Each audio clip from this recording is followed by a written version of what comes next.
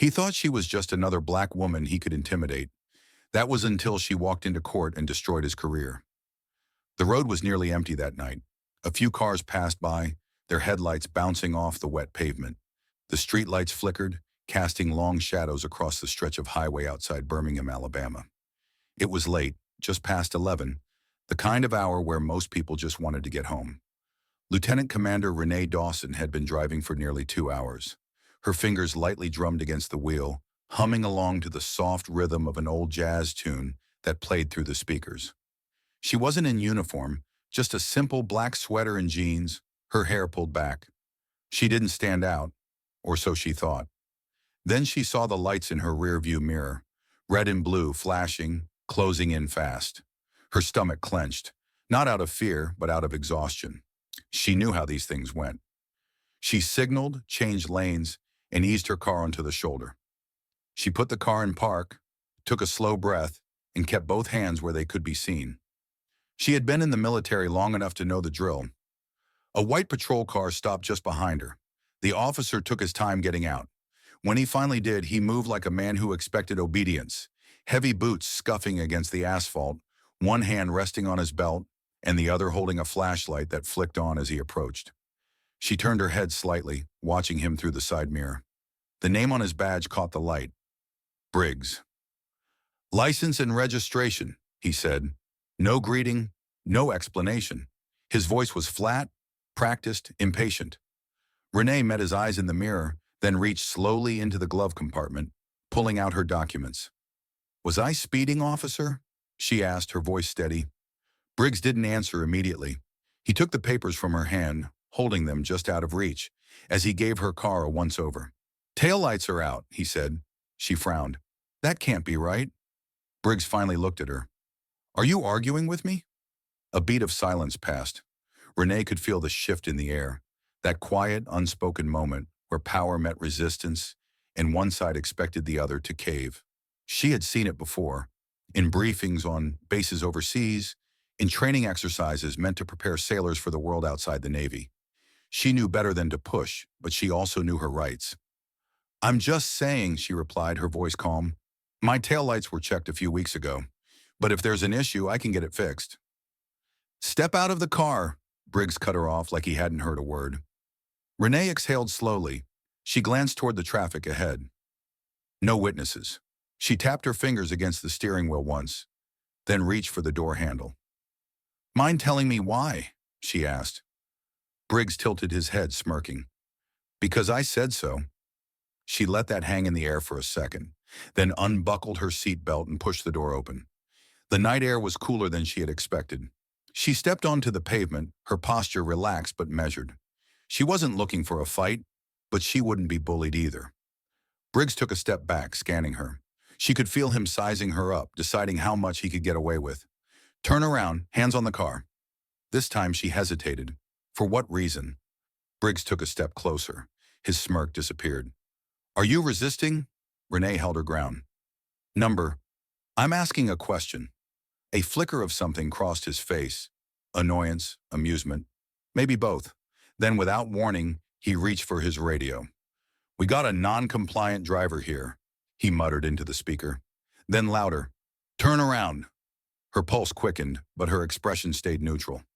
"Officer, I need you to understand something," she said, her voice low but firm. "I know exactly what I'm allowed to do, and I know exactly what you can't do." Briggs didn't like that.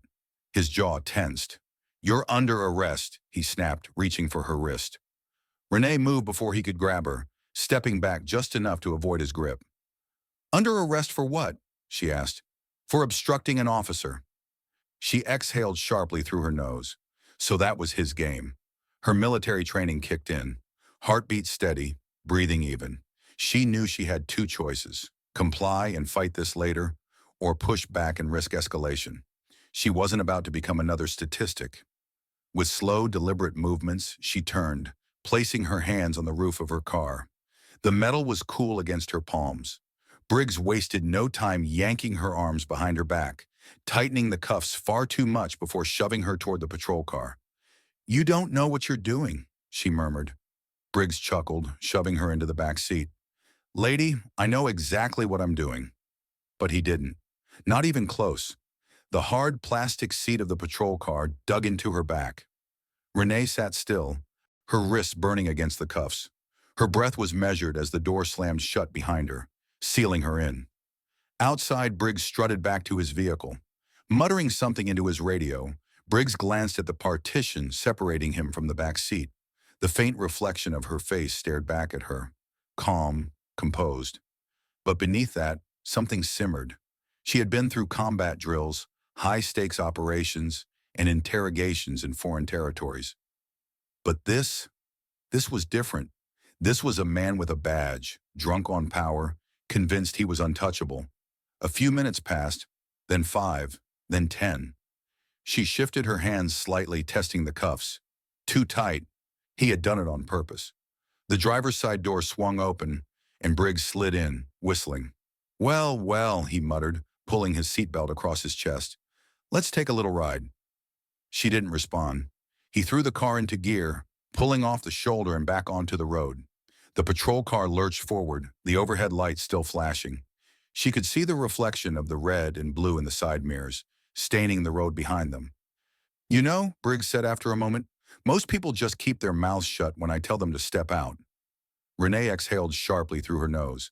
"And most officers don't arrest people for questioning a traffic stop?" Briggs laughed, shaking his head. "Lady, you must really think you're somebody." She looked at him through the glass. "I don't think. I know." That made him pause just for a second. His knuckles flexed around the wheel, a flicker of irritation breaking through his smug exterior. But he covered it up quickly. "You military?" he asked, his tone suddenly shifting. She didn't answer. "Yeah, I figured," he went on. "You got that attitude, that above-the-law type." He smirked. "Bet you thought I'd back off if you threw that around, huh?" Still, she stayed silent. Briggs clicked his tongue. "Shame," he mused, shaking his head. "If you'd just kept your mouth shut, we could have avoided all this." Her jaw tightened, the audacity of it, as if his actions were somehow her fault. The station came into view up ahead, a squat gray brick building just off the main road. The parking lot was mostly empty. Late-night processing was slow, and for now it looked like she was the only guest. Briggs pulled into a reserved spot near the entrance, killed the engine, and turned to look at her through the partition. "Gotta say," he murmured, "I do love when they make it easy." Before she could respond, he was out of the car, slamming the door behind him. A second later, her door swung open. "Let's go," he ordered. Renee twisted her wrists slightly as she stepped out. The cuffs bit into her skin. He hadn't loosened them at all. She kept her head high as he led her inside, past a bored-looking desk sergeant and into processing. The holding area smelled like old coffee and sweat. A metal bench lined the far wall, a steel door leading to the cells just beyond it. Briggs uncuffed her just long enough to push her through booking. Fingerprints, mugshot, the whole routine. The officers behind the desk barely looked up, just going through the motions. She had seen this kind of indifference before. It was the kind that let bad men like Briggs thrive. When it was over, he grabbed her wrist again, leading her toward the cells. "You think you're smart, huh?" he muttered under his breath. She glanced sideways. "I don't have to think." His grip tightened. She knew that got under his skin. "Enjoy your stay," Briggs sneered, shoving her toward the cell. Renee caught herself before she stumbled.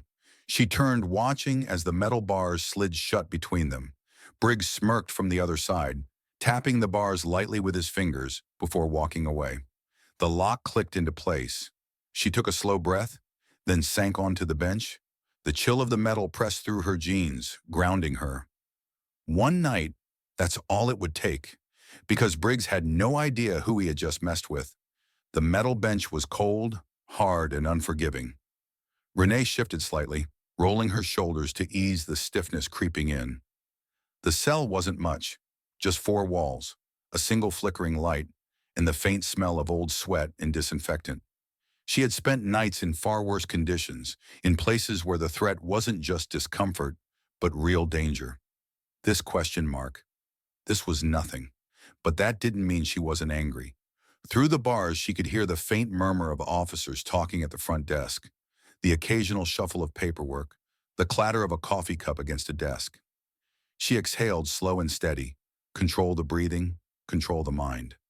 Basic training had drilled that into her long before she ever stepped foot into the fleet. Then came the heavy footsteps. Briggs. She knew it was him before he even came into view. His stride had that same arrogant rhythm, like a man who thought he was untouchable. He appeared in front of the cell a second later, arms crossed over his chest, that same smirk plastered on his face. "Comfy?" he asked. She didn't answer. He tilted his head, stepping closer to the bars. "You know, if you just played along, you wouldn't be in here right now." She let a slow smile curl across her lips.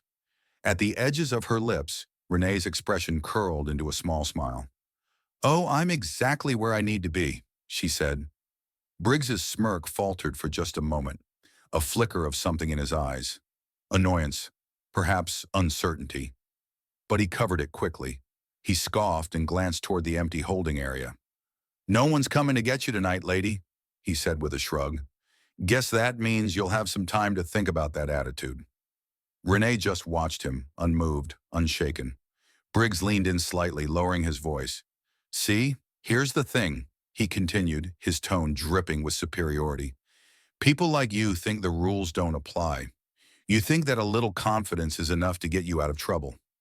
She let him talk, let him ramble on. It didn't matter because he didn't know what was coming. And then, as if on cue, another officer approached from the hallway. A younger guy, probably in his late 20s, dressed in a standard-issue uniform. He stopped a few feet away, holding a clipboard. Sergeant?" The officer's voice carried just a hint of uncertainty. "We got a call." Briggs barely glanced at him. The officer hesitated, shifted on his feet. "And I think you need to see this," the officer added. Briggs frowned, casting one last look at Renee before stepping away. She sat back, listening. The conversation was hushed, but she caught bits and pieces. Something about a lawyer, a call from higher up, questions about why she was being held. Briggs's voice dropped lower, sharp and annoyed. The younger officer stammered something in response. But whatever it was, it didn't seem to make Briggs happy. Then heavy footsteps again. Briggs stormed back in, his jaw tight, hands clenched into fists at his sides. His smirk was gone. "What the hell did you do?" he demanded. Renee leaned forward, resting her elbows on her knees. "I didn't do anything," she replied evenly. She tilted her head slightly. "But people talk, and some of us have friends in very high places." Briggs's face darkened, and Renee could see the moment of realization creeping in. The shift in power. He wasn't in control anymore. He turned on his heel, muttering something under his breath, and disappeared down the hallway. Renee exhaled, a quiet satisfaction filling her chest. It wouldn't be long now. When the truth came out, Briggs was going to regret every single decision that had led him here.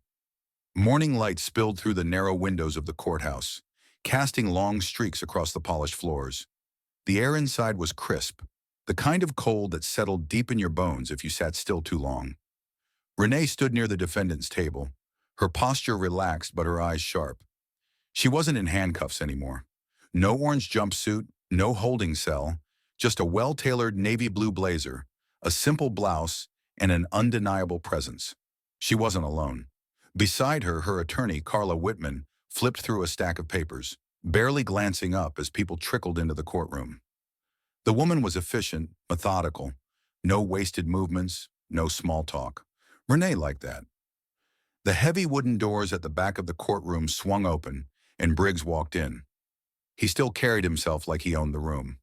Shoulders squared, chin slightly lifted.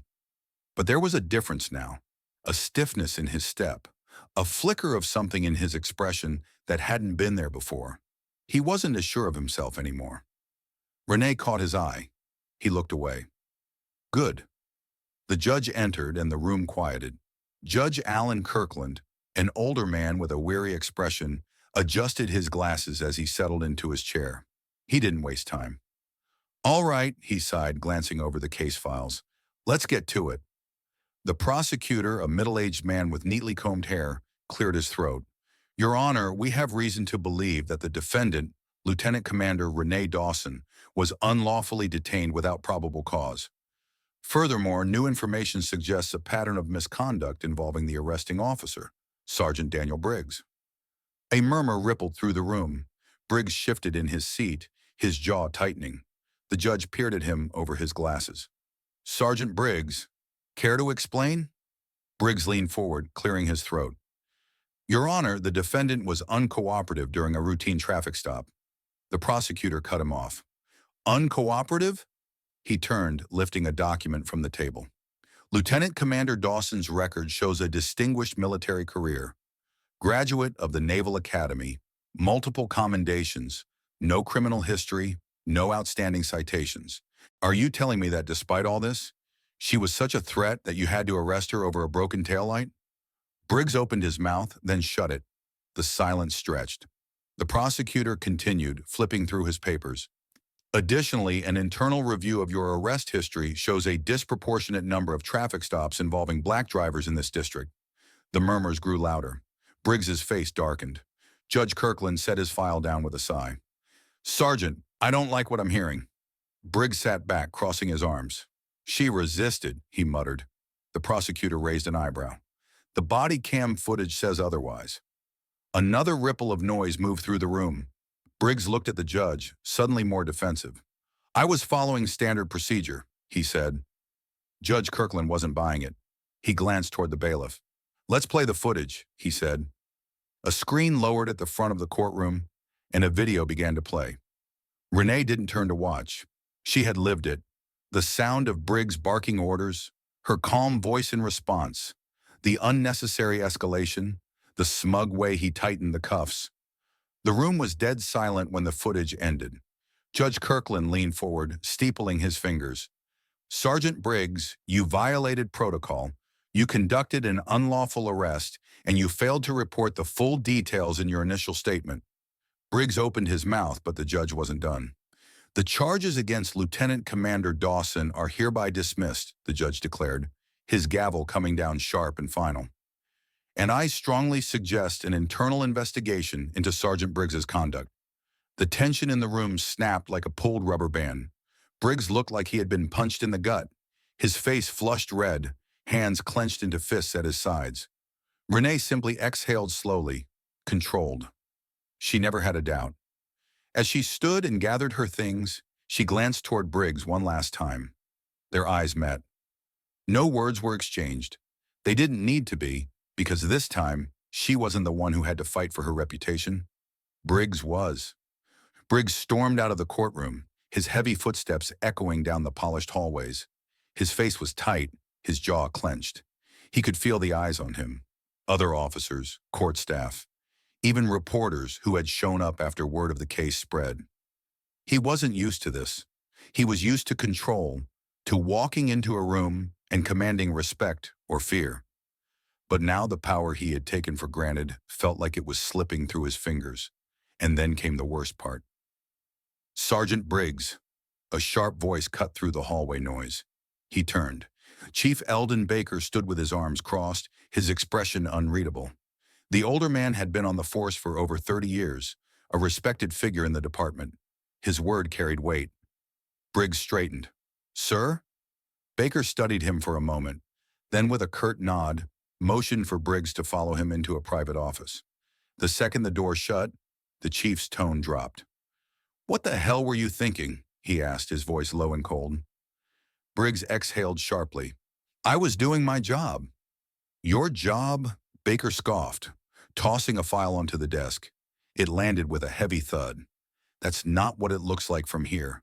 The body cam footage, the arrest history, the fact that you didn't even know who you were arresting. Briggs's nostrils flared. What does that have to do with anything? Baker leaned forward, his voice quiet but sharp. Everything. This wasn't some random woman. This was a high-ranking Navy officer. You think this is just going to disappear? Briggs looked away, grinding his teeth. She was disrespectful, he muttered. She questioned you, Baker cut in. That's not a crime. Briggs scoffed, shaking his head. You don't get it. People like that. The chief's expression hardened. People like what, Briggs? Briggs fell silent. Baker rubbed his forehead, sighing. The DA is reviewing every single one of your cases from the past 5 years. You've been flagged for racial profiling, and you better believe this department isn't going down with you." Briggs felt his stomach twist. "What does that mean?" Baker straightened. "It means you're being put on immediate suspension. Effective now. Internal Affairs is investigating. And if they find what I think they're going to find—" He shook his head. "Your career is over." The words hit Briggs like a punch to the gut. His face burned. "This is bull." Baker held up a hand. "Don't finish that sentence." His voice was icy. "Pack up your desk. And if I were you, I'd get a lawyer." Briggs stood there, fists at his sides, his world unraveling in real time. And for the first time in his career, he realized he wasn't untouchable. Across town, Renee sat in a quiet cafe, stirring a cup of coffee as she scrolled through her phone. The case had already made headlines. The footage had gone viral. Lieutenant Commander wrongfully arrested, officer under investigation. She wasn't surprised. She had known from the second she stepped out of her car that night how this would go. She had seen men like Briggs before, entitled, arrogant, used to bending the law in their favor. But this time, he lost. Her phone buzzed. A message from her attorney. "Briggs has been suspended. Might face charges." Renee took a slow sip of her coffee. Good. She glanced out the window, watching the city move on around her. The fight wasn't over. Not for her, not for the people Briggs had likely hurt before, but today was a win. The crisp afternoon air carried the scent of fresh rain as Renee stepped out of the cafe. The weight of the past 24 hours should have lingered on her shoulders, but it didn't. She walked with the same confidence she always had, head high, steps steady. Her phone buzzed again. This time, it was the number on her phone screen was one she recognized. Renee sighed, then answered. "Captain, Lieutenant Commander," the familiar voice greeted her. "I assume you've seen the news?" "I have," she replied, pausing for a moment. "And how are you feeling?" Renee glanced at her reflection in a nearby storefront window. She saw no signs of defeat, no cracks in her composure. "I feel like I did exactly what I was supposed to do," she answered. The captain's voice softened. "That's what I thought you'd say." There was a brief pause. "The Department of Defense has taken an interest in your case.